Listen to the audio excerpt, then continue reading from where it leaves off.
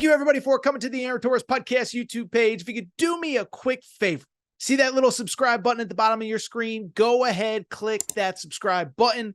Really does help our channel grow, our audience grow, and I really do appreciate it more than you know. So click that subscribe button. Appreciate your support. Now, here's the video that you came here for. There is also a slew of information coming out on some Arkansas potential visits and potentially some difference makers for Arkansas as well. So we know that Big Z is committed. We know that Karter Knox is coming to Arkansas. By the way, if I called him Kevin Knox at any point in that segment, forgive me. I've done it a million times over the course of the last couple weeks. But we know Karter Knox is going. We know Big Z is going. By the way, as you can see on the scroller, make sure you're following our Torres on the Hogs account for all your late-breaking Arkansas news. By the way, the Big Pig Invasion shirts are selling very well as well. But what I want to do now is go ahead and look ahead, because I think Calipari over the next day or two, or probably, I would say probably week or so, I think this dude could go on a monster recruiting run with the Razorbacks. First off, the news that we got earlier in the day on Tuesday, Boogie Fland, 5-star guard, was committed to Kentucky, McDonald's All-American, asked out of his letter of intent. He's going to visit Arkansas on Wednesday night.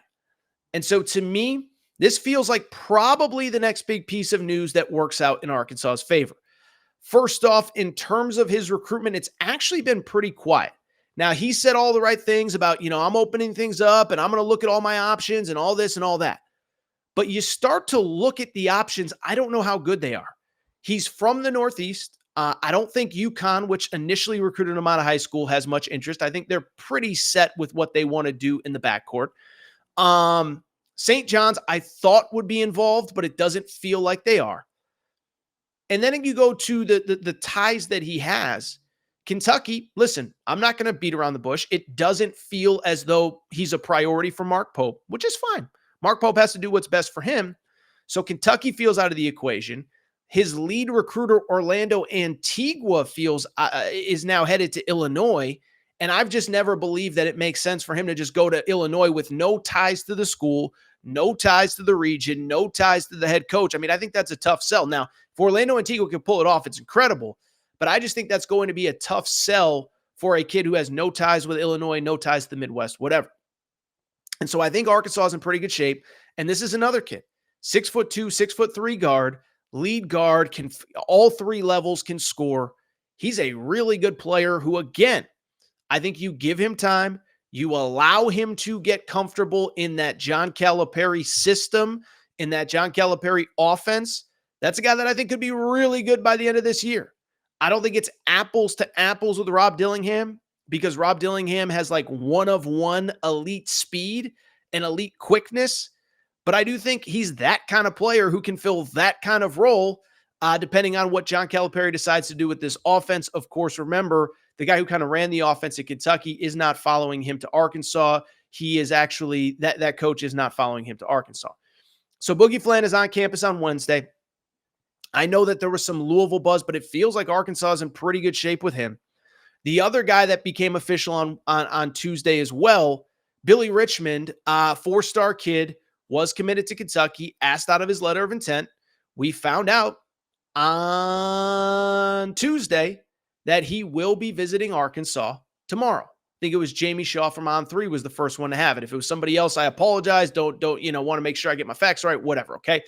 But I just bring it up because I look at the situation with Billy Richmond and I sit there and say, makes a lot of sense, in my opinion, for Billy Richmond to follow John Calipari to Arkansas. Billy Richmond, first of all, we did a Karter Knox commitment video on Monday night, quick reaction. Billy Richmond, Billy Richmond, his background is fascinating. So his dad played for John Calipari at Memphis.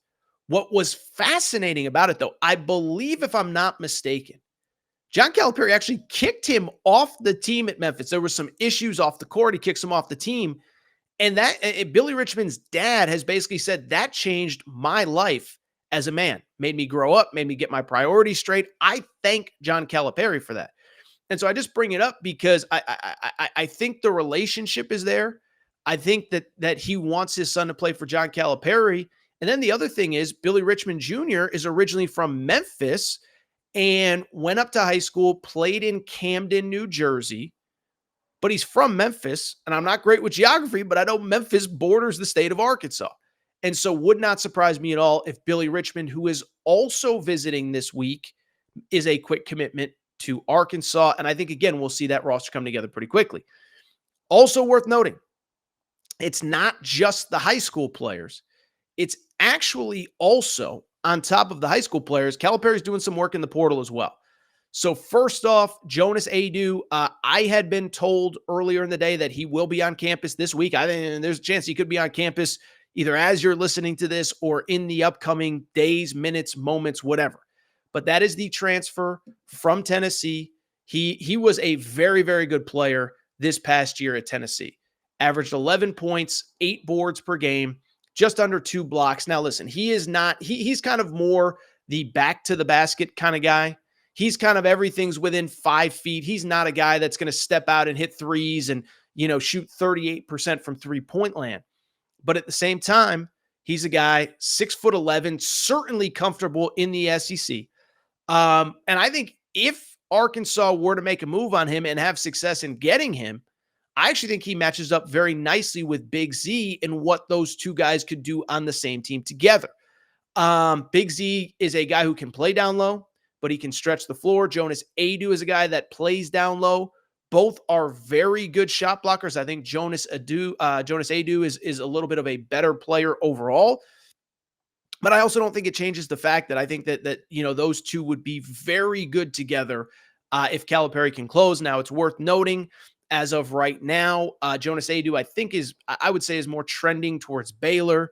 We talked about Baylor on the show a few nights ago. Jeremy Roach committed during the show, and we kind of said, okay, it feels like there's more coming. I think it was Matt Norlander who had the tweet that said there's more big news coming for Baylor. But Jonas Adu did leave Baylor without committing over the weekend. He was visiting there. And so you do wonder if Calipari can make an impression, if you can get Jonas Adu to campus. Yes, he's played in the SEC, but it's a lot different playing a game in Fayetteville versus getting the full experience, the facilities, the restaurants, the campus, etc. So we'll keep an eye on Jonas Adu. Also, I'll say this, it feels like there's growing buzz that John L. Davis could be in play at Arkansas. He is, in my opinion, now that AJ Storr's committed, now that a couple other guys committed, I think that he might be the best player in the portal. This is a kid. He's a guard, played at Florida Atlantic, obviously was good enough to lead Florida Atlantic to the Final Four last year. This past season, 18 points, 6 rebounds per game, 41% shooting from 3. Now, I know that Kentucky's making a big push on him as well, but you look at John L. Davis, you look at what he is capable of, and you look at the fact, I said this the other day, and I think this is important. John L. Davis will be a 5th-year senior next year, okay?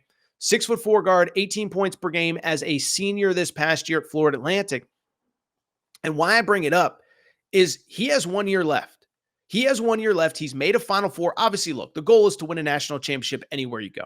But at the same time, you basically have 1 year to prove to NBA teams that you are an NBA player. And so I just wonder, is that Cal's pitch? Hey, come here and be a different version of one and done. You only have a year. There is nobody literally better than me than at taking a guy and in 1 year turning him into a pro than I do. You could go through the names. You could go through the list. You don't need me to tell you about Jamal Murray and Tyrese Maxey and Devin Booker and all the guys that Cal has sent to the pros. Come here, be a one and done. You'll have the opportunity, ball in your hand, SEC, biggest stage in college basketball. I'm a huge brand in my own right. You're going to be on national TV, every opportunity, huge stage. Media will know you. So we'll see if that works out. And then just a couple other quick names on Arkansas. I do think Jordan Burks, who just hit the portal just a few days ago from Kentucky, was a freshman this past year. Didn't play a ton. He was kind of a late addition. He is in the portal. I believe there's a very good chance that he could follow John Calipari to Arkansas as well. I'll tell you this, 6'8", 6'9", lefty. but he played at Overtime Elite. And I will tell you, the OTE guys, Overtime Elite, that prep school in Atlanta, they believe he is an NBA player. Now, not everybody's a one and done, but they believe he has the size, the frame, the athleticism, the mental toughness to potentially be a player that one day plays in the NBA. So those are kind of the guys you got to watch out for with Arkansas, but John Calipari is certainly making his moves.